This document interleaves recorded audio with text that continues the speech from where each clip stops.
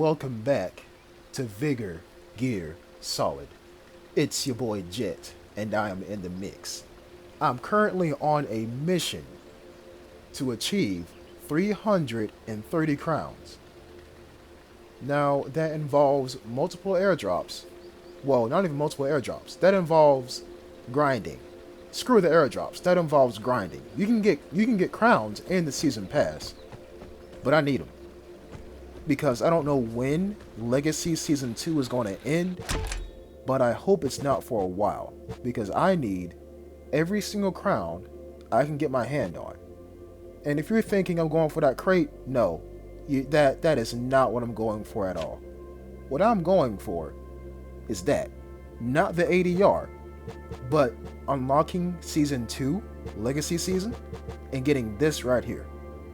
Once I get a portable Sentinel's Detector, I might use it in like really big lobbies, but if it's a small lobby, I'm not going to use it.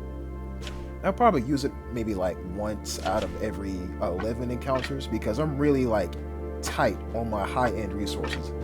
I say as I bring an ADR 97 out. But then again, an ADR is not a resource, it's a freaking gun. But I digress. Welcome back to Vigor Gear Solid.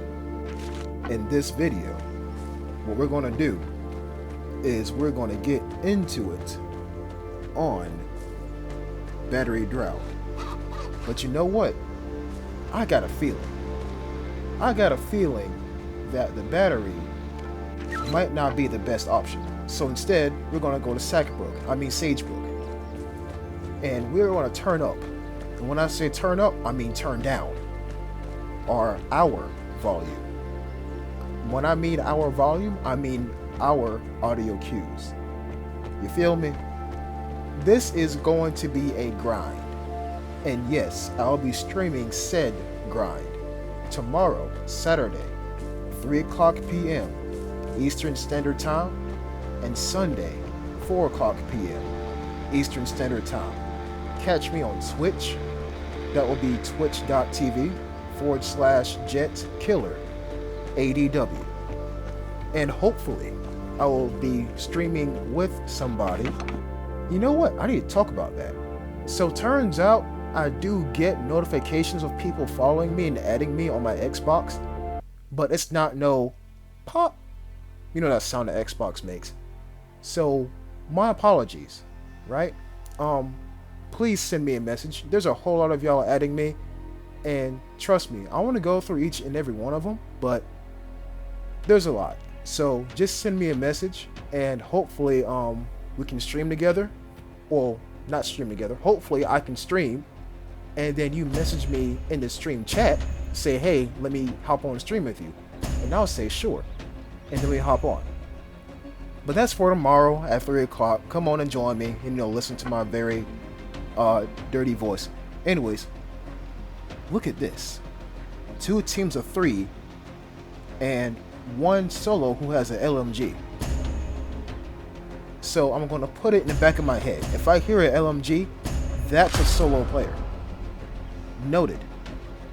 I seen an H-bar-T. That's going to be kind of dangerous. But I'm not worried about it. I got an ADR. I should be okay. Not saying the ADR is better than the H-bar-T, but the ADR has a better fire rate than the H-bar-T.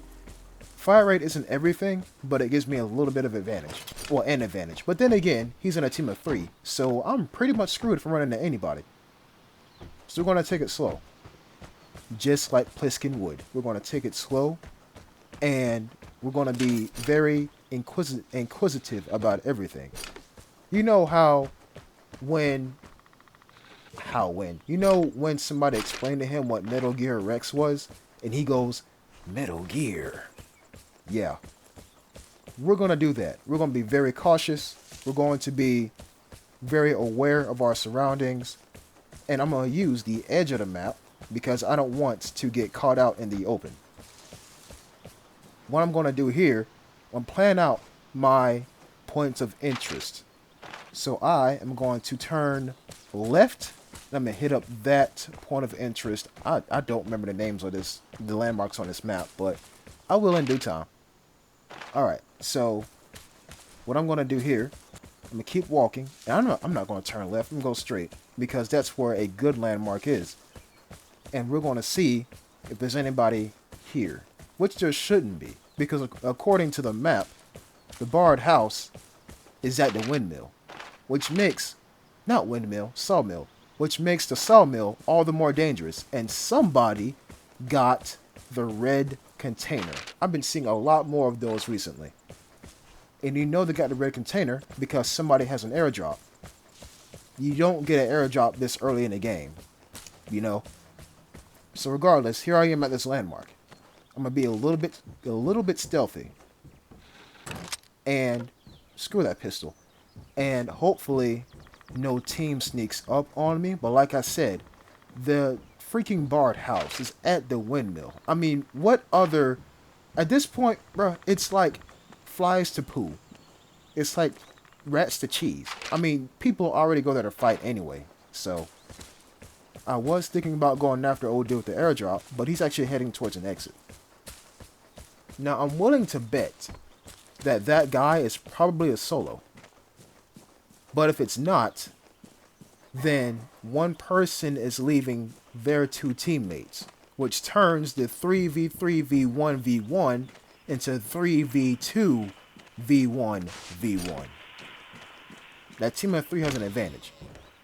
What I'm going to do here, I'm going to loot this house first, right? Then I'm going to go outside. I want you all to pay attention to what I'm about to do, as if you have been paying attention for the entire video. But watch what I do here. Scanning the house, find the stressor, find a picture, right? Then I notice it's on the water. Okay? My next move. Get this combination lock. Yes, I know it gives off audio cues every time I switch the numbers, but it's a risk I'm willing to take. I'm inside the house. I should hear somebody coming up miles away. Boom. It's open. Get all the resources I need. I don't need the ammunition. I got plans for every single one of those things. Come outside. Watch what I do. Go to the comm station. Put the airdrop next to the water. Go back inside the house. Chill. I'm gonna chill right here. If you're asking me for your TV, Jet, why are you laying down? Because the eagle-eyed amongst you will have noticed the detector is right next to the comm station. If I were to hit those two within like 5 seconds of one another, everybody on the map will know that I'm in this exact location, give or take. Because it doesn't take long to go from point A to point B, especially if they are like right next to each other. Looking at the map real quick, somebody's approaching my position, so I should probably move. And okay, a team of 3 is at the sawmill. That's probably the team that just unlocked the barred house. And yeah, somebody's still at the freaking spawn. Don't know who that is, but it's probably the solo player. But yeah, give it a bit of time. If the comm station, what else? The signal scrambler thing, disruptive tower. There you go. If that thing, basically, if anything is near the detector, give it some time. Don't hit the two things immediately one after another, because smart players who look at the map, like me, will say, okay, he must be right there, because nobody hits the comm station and the detector on this map, on this map in any given situation in that short period of a time. Give it some time if they're right next to each other, and then you keep moving with your next objective. Okay. Before I even notice this, the weapons container is actually down that road. You're going to see me notice it in just a moment, but I didn't know it at the time. I was too busy trying to think about this picture, because it's near the ocean, and I see the airdrop near the ocean. Not ocean, river. But I'm going to chill out here for a minute, because my false sense of security is peaking right now. Something's telling me to slow down and take a look around at my surroundings. And what do you know? It's right there. That big yellow shipping container, that's the weapons container. So I'm going to chill. Even though I've been running through here like a madman, I'm going to chill. and see if I can hear anything. And luckily for me, my patience is going to get rewarded. That, what you just heard, was the solo player. The only player in this encounter who had an LMG was that guy. And he is firing at somebody. That somebody is a part of a team. Which means everybody's on that side of the map. Which means this container is mine for the taking. You have to piece things together. Information and logic are your two best friends if you're playing Vigor Gear Solid like how I am. It doesn't take much to put on like 2 weapons, maybe an ADR 97 and an SVD, go into a lobby and kill people if you know how to aim properly. But it takes logic, information, and delicate processing and a little bit of memorization to know, well, actually not to know, but to take a safe guess of your safety, of others' location, and of like the loot that you're about to receive. Well, actually not loot you're about to receive, disregard that statement. But look at this, SVD, MP5. Got literally the 3 best weapons in front of me right now. But I'm going to take the SVD. I can make an MP5, that's no problem. The plane is near. Get ready for the airdrop. But right now, I'm almost loaded. Do I even want to go for the picture at this point? Maybe. Okay. Now, the time has changed. I hear no more LMG, which means he either died or left. That's my best guess at this point. The airdrop is now dropping. If anybody's looking up at the sky right now, they're going to start heading to where I said the airdrop to. My next move is to go back to the detector because I didn't hear any gunshots, I didn't hear any footsteps. There could be somebody up here waiting for me, but I highly doubt it because I put the airdrop so far away from this location. Because this is such a small map, I would assume people are going for the airdrop. So I'm not really expecting much, but I'm going to do the smart thing and keep moving while I use this detector. Go inside the house.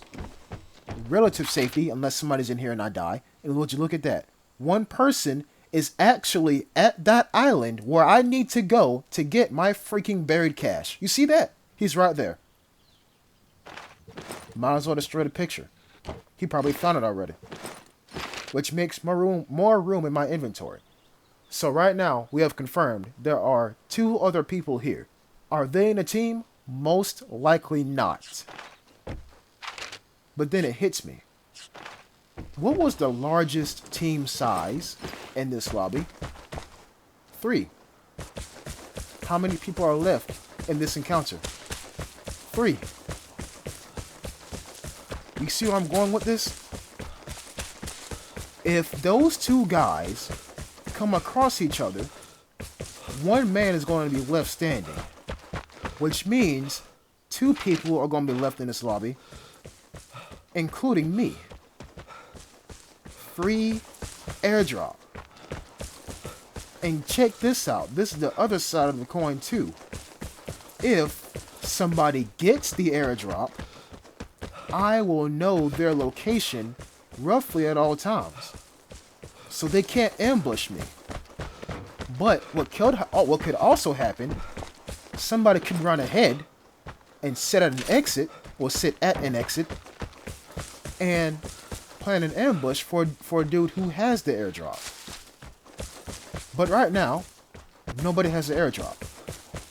So it's slightly dangerous as of right now. But in a moment, you're going to see an icon pop up of somebody carrying an airdrop. That's one person. That's one person known and accounted for every like 10 seconds. What I'm worried about right now is dude with the LMG.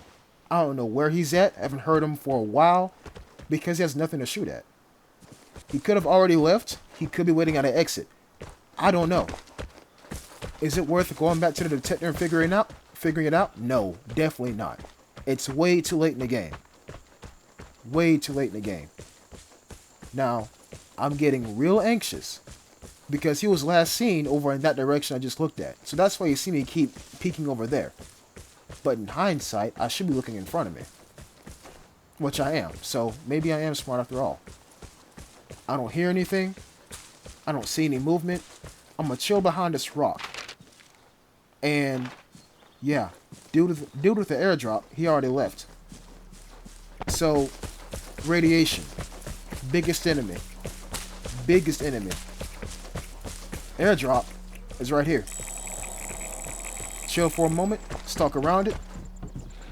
Keep moving. No gunshots, no gunshots, no gunshots, no gunshots. Pick it up. 2 airdrops are left. The guy with the LMG didn't go for the airdrop. Where does that leave him?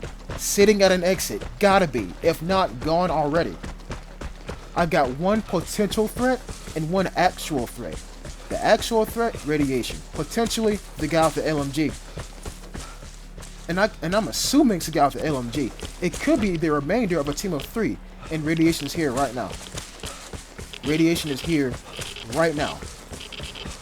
Notice how I put my exit at the one that's deeper in radiation. You can run into radiation as long as you know that you're going to make it. This map, Sagbruk, is a kind of a small map, so I feel safe doing this. But that's no guarantee. There are people who will take 2 pills worth of iodine and sit near an exit just to catch somebody like me who's thinking that they're smart, off guard, kill them, get the airdrop, and leave. But that's not happening. That's not happening in this one. I leave here safely. And I'm proud to say that. Got a freaking SVD, ammunition for said SVD, ammunition for the MP5, and I kept my ADR. I think this was a pretty good match. Even though I didn't shoot at anybody, I didn't hear anybody, I used my logic, I used the information that I've gathered through sounds, and through using a detector, obviously, and knowing who had what weapon in this encounter, where there's a mix between teams and solos including myself. The more information that you have, the more advantage you have over the entire lobby. Although the tug of war between advantage and preyed upon is always going on. That seesaw is always going on. At any moment, you can be caught off guard and thrown into an unfavorable situation. But if you have that initial information, all the information you can gather, it'll help you. If you like this kind of thinking, subscribe to my channel and watch me on Twitch. I do this kind of stuff all the time. With that being said, I hope you enjoyed this video, and please subscribe if you are new, and I'll catch you in the next episode. Until next time, peace.